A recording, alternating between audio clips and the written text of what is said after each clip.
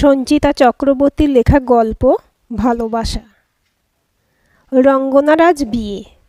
মা বাপ মরা মেয়েটাকে ছোট থেকে মামা মামি মানুষ করেছে।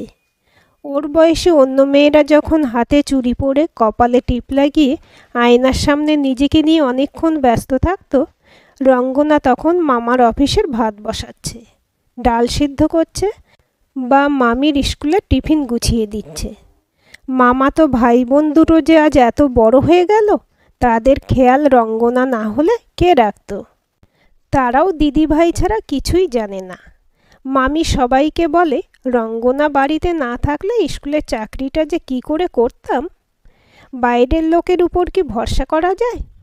সকাল থেকে সারাটা দিন মামার সংসার সামলে নিজের পড়াশোনাটা আর খুব ভালো মতো করা হয়ে ওঠেনি রঙ্গনার। পড়তে যে খুব ভালো লাগতো তাও নয়, কোনো মতে উচ্চ মাধ্যমিকটা পাশ করেছে। এভাবেই দিন কাটছিল।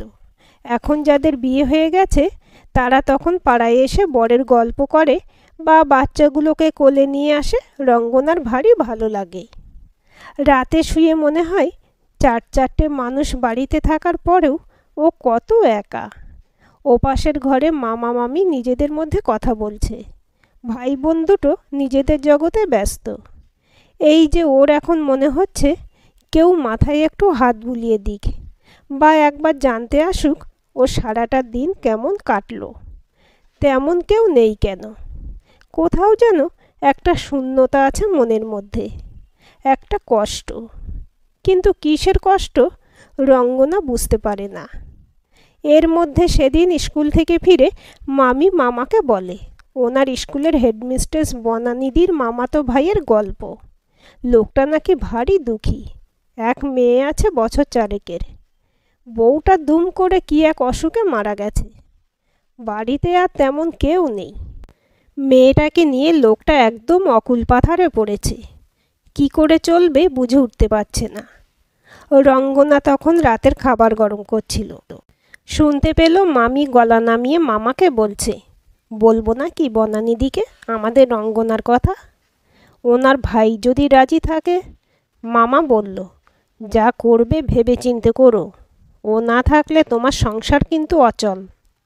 মামি উত্তর দিল, ওকে বিয়ে না দিলে লোক সমাজে মুখ দেখাতে পারবো আমরা? লোকে বলবে বিনে পয়সায় খাটিয়ে নিলাম সারা জীবন। কিন্তু এর সাথে বিয়ে দিলে আমাদের তেমন খরচও হবে না, আর ওরও খাওয়া পড়ার অভাব হবে না। আর কি চাই? রঙ্গনা ঘরে ঢুকে যায়। ওর বিয়ের কথা হচ্ছে, তার মানে ও নিজের একটা সংসার হবে এতদিনে। একটা আস্ত মানুষ সেও পাবে, যার পুরো মনটা জুড়ে শুধু ওই থাকবে। পৃথা সুচন্দ্রারা যেগুলো নিয়ে নিজেদের মধ্যে হাসাহাসি করে, ওর জীবনেও তেমন করে কেউ ওর যত্ন করতে, ভালোবাসতে, আদর করতে আসছে? শিউরে ওঠে রঙ্গনা। হঠাৎই সব কিছু খুব ভালো লাগতে শুরু করে। দুদিন পরে রাতে খাওয়া দাওয়া শেষে মামা মামি ডেকে পাঠালো ওকে। মোবাইল খুলে একটা লোকের ছবি দেখিয়ে বলল, এই যে ছেলেটাকে দেখছিস, ওর নাম অর্ক, থাকে বেলগাছিয়াতে, বেশ বড় চাকরি করে। এর বউটা হঠাৎ করেই মারা গেছে। একটা বাচ্চা মেয়ে আছে। কেউ নেই বেচারিকে দেখভাল করার। আমি ভাবছিলাম যে এমনিতে তো পাত্র হিসেবে অর্ক ভালোই, শুধু বাচ্চা মেয়েটা আছে বলেই একটু। তা তুই পারবি না ওটুকু মানিয়ে ওর সঙ্গে সংসার করতে? তুই কি বলবি না বলবি তো জানি না, সামনের রবিবার আমি কিন্তু ওদের ডেকেছি বাড়িতে। এত ভালো একটা নির্ঝঞ্ঝাট সংসার পাওয়া গেছে, এত সহজে মেলে না। আর চোখে লোকটার ছবির দিকে তাকালো রঙ্গনা। একটা ফুটফুটে বাচ্চা মেয়ে গলা জড়িয়ে দাঁড়িয়ে আছে, আর লোকটা সমুদ্রের ধারে বালিতে বসে আছে। এর বেশি কি এক ঝলকে দেখা যায় নাকি? রঙ্গনা ঘর থেকে বেরিয়ে আসে। পরের দিন মামা মামি কাজে বেরিয়ে গেলে নিজের দিকে ভালো করে তাকায় রঙ্গনা। নিজেকে বলে, ইস কি হাল করে রেখেছি নিজের। খসখসে হয়ে গেছে হাতগুলো, শুধু কাজই করে গেছে, আর যেটুকু সময় বেঁচেছে টিভি দেখে কাটিয়ে দিয়েছে। নিজেকে বলে, না না আর নয়, এবার থেকে নিজের একটু যত্ন করতে হবে। নয়তো ওই লোকটা অর্ক না কি যেন, যখন খুব কাছে চলে আসবে তখন একা একাই লজ্জা পেয়ে যায় মেয়েটা। রবিবার বিকেলের দিকে বনানিদি ওনার হাজব্যান্ডের সাথে অর্ক আর মিহি এসে পৌঁছায় ওদের বাড়িতে। রঙ্গনা দেখে বেশ লম্বা শ্যামলা সুগঠিত চেহারা অর্কর। চুলটা কিছুটা কম সামনের দিকে, চোখে একটা স্টিল ফ্রেমের চশমা, সঙ্গে আঠার মতো লেগে আছে মিহি। বনানিদি রঙ্গনাকে বলেন, দেখো আমরা কেউ তোমার সংসারে নাক গলাতে যাব না, কিন্তু এই বাচ্চা মেয়েটাকে তোমায় মাতৃ স্নেহ দিতে হবে। অর্কও বলে, এটাই আমার একমাত্র কারণ বিয়ে করার। আপনি যদি রাজি থাকেন তাহলে কথা এগোনো যেতে পারে। কথা এগোলো। প্রচুর আলাপ আলোচনা করার পর ঠিক হলো এটা যেহেতু ছেলেটির দ্বিতীয় বিয়ে, তাই মন্দিরে সেরে ফেলাটাই বাঞ্ছনীয়।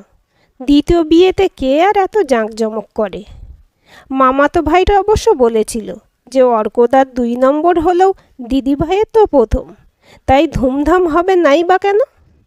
ছোট ছেলের কথা কে আর গুরুত্ব দেয়? আর গুরুত্ব দিলে যদি অর্থদণ্ডের সম্ভাবনা থাকে তবে তো আরই দিতে নেই।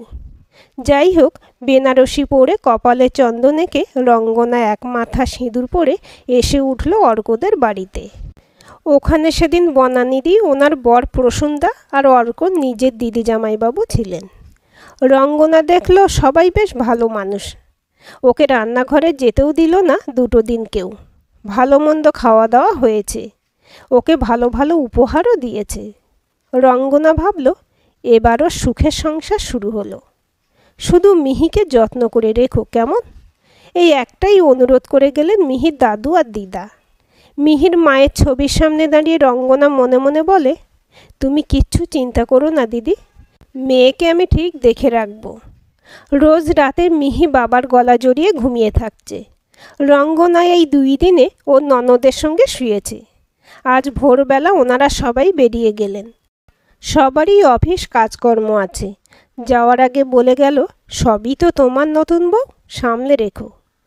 রঙ্গনা দেখল ওর বর আবার বিছানায় গিয়ে শুয়ে পড়ল। 2 কাপ চা বানিয়ে অর্ককে ঘুম থেকে ডেকে তোলে। বাড়িটা একদম শান্ত এখন। মিহি এখনও ঘুমোচ্ছে। ও স্কুলে যাবে কবে থেকে? 2-3 দিন কামাই হয়ে গেল তো। আর আপনার অফিস? আমি আজ থেকেই অফিসে যাব। আমায় তুমি বলতে পারো। তারপর আধ খাওয়া চায়ের কাপটা নামিয়ে বলল, আমি সকালে ব্ল্যাক কফি খাই। মল্লিকা ওটাই পছন্দ করতো তো। আপনি মানে তুমি কি খেয়ে অফিসে যাবে? আমার তেমন কোনো ব্যাপার নয়, কিছু একটা করে দিলেই হলো। আর একটা কথা, যদি মনে হয় কাজের প্রেশার বেশি তবে বলো, আমি একজন সারা দিন রাতের লোক রেখে দেব। তুমি শুধু তার কাজটা সুপারভাইজ করবে। রঙ্গনা বলে, না না, তার কোনো দরকার নেই, এটুকু আমি ম্যানেজ করে নেব। স্নান সেরে অর্ক যখন নীল রঙের জামাটা পরে বাইরে এলো, রঙ্গনা তখন প্লেটে ভাত বেড়ে দিয়েছে। এপাশে টেবিলে বসে মিহি দুধের গ্লাসে চুমুক দিচ্ছে। অর্ক মাছের ঝোলের বাটিটা সরিয়ে রাখছে দেখে রঙ্গনা তাকাতে অর্ক বলল, আসলে মল্লিকা এই অফিসে যাওয়ার সময় মাছটা আমায় দিত না। মিহি হেসে উঠে বলে, রাতেও বাবা মাছ খেতে চাইতো না, মা কাঁটা বেছে দিত, জোর করে খাওয়াতো। রঙ্গনা সারাদিন মিহিকে নিয়ে কেটে গেল। তার সঙ্গে ওর বেশ ভাব হয়ে উঠেছে। দুপুরে সুন্দর করে ঘরটা গুছিয়ে রাখলো। শোকেসটা, অর্কর স্টাডি টেবিলটা সব অগোছালো হয়েছিল। অর্ক বেশ রাত করে বাড়ি ফিরল। 1 কাপ চা নিয়ে রঙ্গনা বারান্দায় দাঁড়িয়েছিল। আশা করেছিল মানুষটা এসে ওর ঘর গোছানো দেখে বলবে কিছু। অর্ক এসে ওর পাশে দাঁড়ালো। তারপর বলল, ওই ফুলদানিটা শোকেজের উপরেই থাকে, টেবিলে আনার দরকার নেই। রঙ্গনা মাথা নাড়ল। অর্ক চায়ের কাপে চুমুক দিয়ে বলতে থাকলো, মল্লিকা সব দিকে খুব কড়া নজর ছিল, কোথায় কি রাখলে ভালো লাগে ও ভালো বুঝতো। ফুলদানিটা ওখানেই রেখো। আর মুসুরির ডালটা এত ঘন করো না। রঙ্গনার মুখ থেকে বেরিয়ে গেল, কেন, দিদি বুঝি একটু পাতলা করে করতো? হ্যাঁ, একটু পাতলা করে, পেঁয়াজ দিয়ে সাথে গন্ধরাজ লেবু দিত, আমরা এটাই খেতাম। রঙ্গনা বলল, সবাই কিন্তু আমার হাতের মুগ ডাল খেতে খুব ভালোবাসে, কাল করব। না না, আমি ওই ডাল খাই না। কেন? মল্লিকার ওটা খেলে হজমের সমস্যা হতো, তাই আমরাও আর খাই না। রঙ্গনা বোঝে মল্লিকা প্রতি মুহূর্তে ওর অদৃশ্য প্রতিদ্বন্দ্বী হয়ে উঠছে। প্রতি ক্ষেত্রেই অর্ক ওর সঙ্গে তার তুলনা করছে এবং কোথাও যেন মল্লিকার অধিকার যাতে খর্ব না হয় সেই চেষ্টায় রত হয়েছে। পৃথা ফোন করে রসালো আলাপ করার চেষ্টা করেছিল আজ। রঙ্গনা বলতেও পারেনি ওর বড়কে বিয়ে করেছে, সিঁদুর পরিয়েছে, এক বাড়িতে থাকছেও, কিন্তু এক ছাদের তলায় থেকেও সে ওর থেকে কয়েকশো আলোকবর্ষ দূরে রয়ে গেছে। এমন বিয়ে কি আমি চেয়েছিলাম? আমি তো বিয়ে করতে চেয়েছিলাম একটা মানুষকে নিজের করে পাবো বলে। এখানে তো সেই মানুষটা ছাড়া বাকি সবটুকু পেয়ে গেলাম। কেউ জ্বালাতে আসছে না, কোনো অভাব নেই, তবু যেন আমার সবটুকুই খালি থেকে গেল। দুপুরে শুয়ে ফুঁপিয়ে কেঁদে ওঠে রঙ্গনা। ভালোবাসাহীন একটা সম্পর্ক, শুধু দায়িত্ব আর কর্তব্য দিয়ে বাঁধলে কি একটা সম্পর্কে প্রাণ সঞ্চার হয়?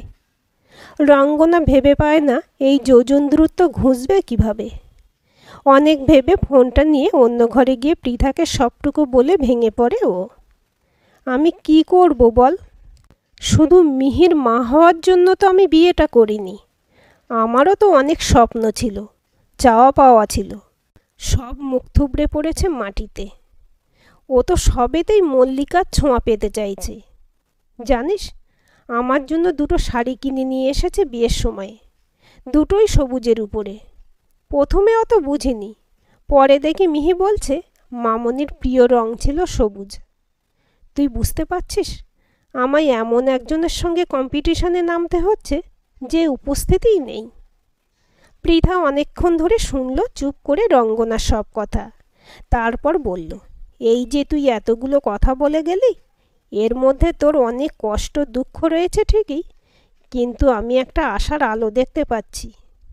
কি আশার আলো দেখলি তুই? অর্ক ভালোবাসতে জানে রঙ্গনা, এতটাই বাসতে পারে যে এই গিটটা যদি তুই খুলতে পারিস তোর জন্য সুখের সাগর অপেক্ষা করছে। দেখবি ছেলে মেয়ে নিয়ে একদিন তোর ভরা সংসার হবে। আর ছেলে মেয়ে কোত্থেকে হবে ওসব? রোজ রাতে সে মেয়েকে নিয়ে ঘুমায়, আমি পাশের ঘরে। ওসব হবে না রে। হবে, সব হবে। শুধু একটু মাথাটা কাজে লাগা, আর অনেক তো ধৈর্য ধরে থাকতে হবে। কি করব? দুটো কাজ কর, তুই অর্কর বউ পরে হবি, আগে বন্ধু হয়ে ওর কাছে আয়। ওর ভালো লাগা মন্দ লাগাগুলো চেন, বোঝ। আর একটা জিনিস খুব সতর্ক হয়ে করবি, কোনোভাবেই মল্লিকার ছায়া হয়ে উঠতে দিবি না নিজেকে। অর্ক তোর মধ্যে ওকেই খুঁজবে, ওই জন্যই ওই পুরনো অভ্যাসগুলো ছাড়তে চাইছে না। ওর প্রিয় রং তোর উপর চাপাচ্ছে। শুধু যেন রিয়্যাক্ট করে ফেলিস না। ধীরে ধীরে শান্তভাবে অভ্যাসগুলো পাল্টা, কিন্তু এত সাবধানে করবি যাতে ওদের কষ্ট না হয়। রঙ্গনা চোখ মুছে উঠে আসে ও ঘর থেকে। মেয়েদের কত কিছু সামলে চলতে হয় শ্বশুরবাড়িতে, আর ও এটা পারবে না? পৃথা বলেছে ভয় পাস না, আমি আছি তোর সঙ্গে। হয়তো সময় লাগবে, তবে ঠিক হয়ে যাবে সব কিছু। নিজের অধিকার নিজেকেই বুঝে নিতে হয়, কেউ হাতে তুলে দেবে না কিছু। মিহি ঘুম থেকে উঠেছে। অর্ককে একবার ফোন করব, বলবো তাড়াতাড়ি বাড়ি ফিরতে। সে তো সারাদিন যতবার ফোন করে শুধু মেয়ের জন্য। মিহিকে বলে, বাপিকে ফোন করবে তুমি? কেন? বাপি তাড়াতাড়ি আসলে চাউমিন বানিয়ে রাখতাম, রাত করে এলে তো ডিনারের টাইম হয়ে যাবে। মিহি বলে, জানো বাপি চাউমিন ভালোবাসে, মামনি বানাতো এগ চাউমিন, ওটা বাপি খুব ভালো খায়, আর আমিও খাই। রঙ্গনা মিহির হাতে ফোন তুলে দিয়ে বলে, কথা বলো। মেয়ের আবদারে অর্ক তাড়াতাড়ি বাড়ি ফিরতে রাজি হয়। রান্নাঘরে গিয়ে রঙ্গনা প্রথমেই ঠিক করে যাই বানাক ওই এগ চাউমিন সে কিছুতেই বানাবে না আজ। মিহিকে ডেকে বলে, আজ একটা নতুন নুডলস খাওয়াবো তোমায়, পুরো রেস্টুরেন্ট টাইপ, খাবে? মিহি ঘাড় কাত করে হাসি মুখে তাকিয়ে থাকে ওর দিকে। কীরকম সেটা? দেখবে ছবি? এই দেখো। মোবাইল খুলে গ্রেভি চাউমিনের একটা ছবি বের করে দেখাই ও। এমনটা খাইনি আমি, ওই জন্যই তো বানাচ্ছি। অর্ক আসে। মেয়ে হৈ হৈ করে বলে, বাপি আজ দারুণ জিনিস খাবে একটা, এসো শিগগির টেবিলে এসো। মেয়ের আবদারে টেবিলে এসে বসে সে। অন্য স্বাদের খাবার মিহি নিজেই বাবার মুখে তুলে দিচ্ছে। দারুণ না বাপি? রঙ্গনা দেখল অর্ক মাথা নেড়ে হ্যাঁ বলল। মুখে হাসি ফোটে মেয়েটার।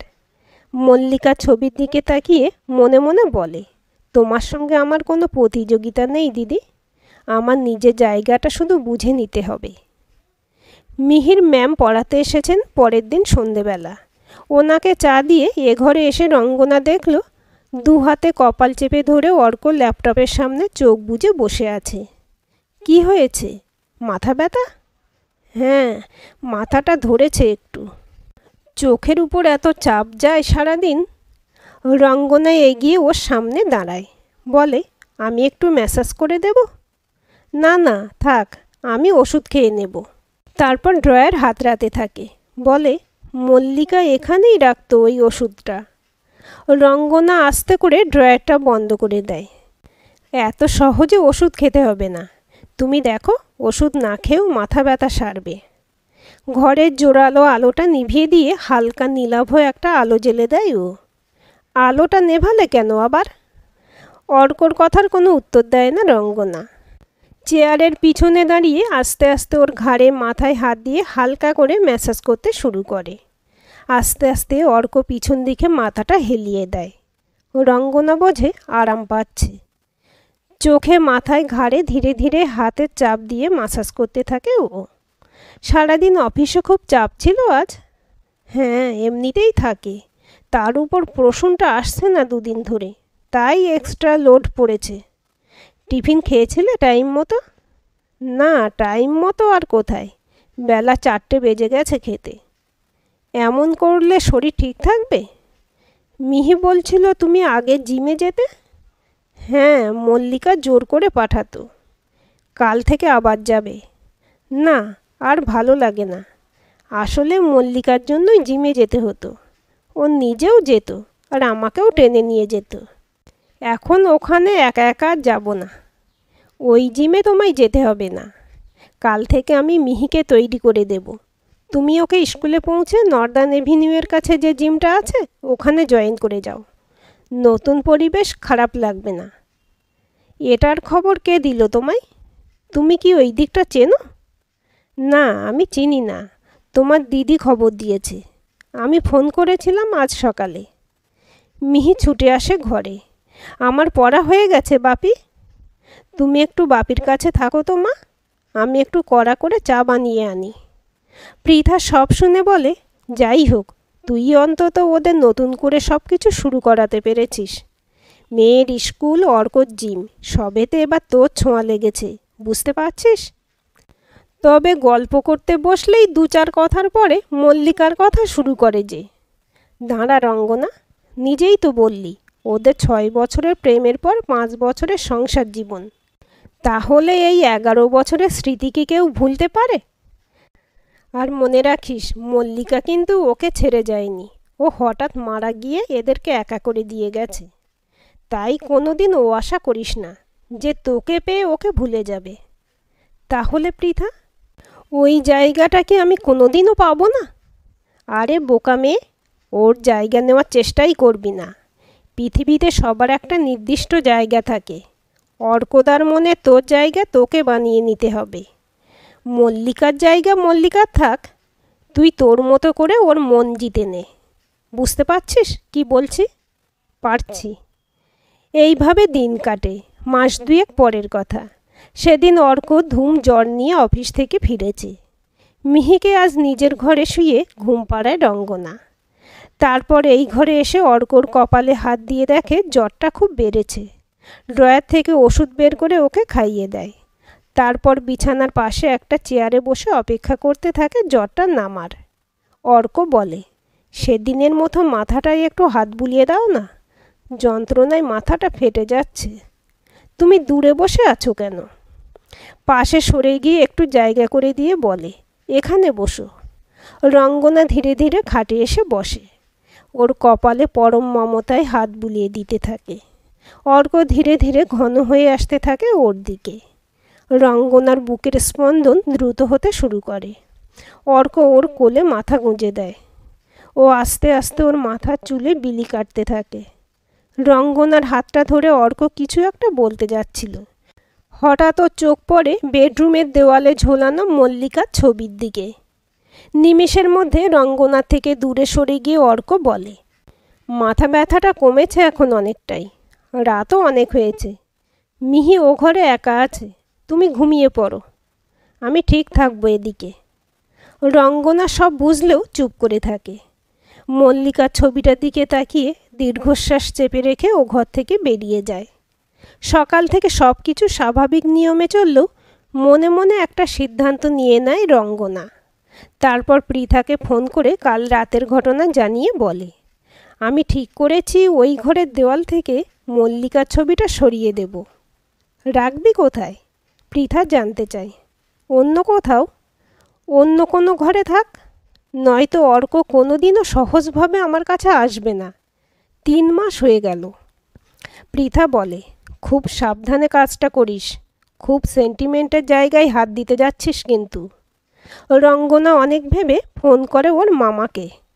বলে, তোমার এক বন্ধু আছে না, যে রড আয়রন বা স্টিল দিয়ে কাস্টমাইজড ফার্নিচার বানিয়ে দেয়? হ্যাঁ হ্যাঁ, অরুণাভ। কেন রে, কি বানাবি? একটা স্পেশাল জিনিস। ওনাকে আমাদের বাড়ির ঠিকানা দিয়ে আজকালের মধ্যে আসতে বলো তো।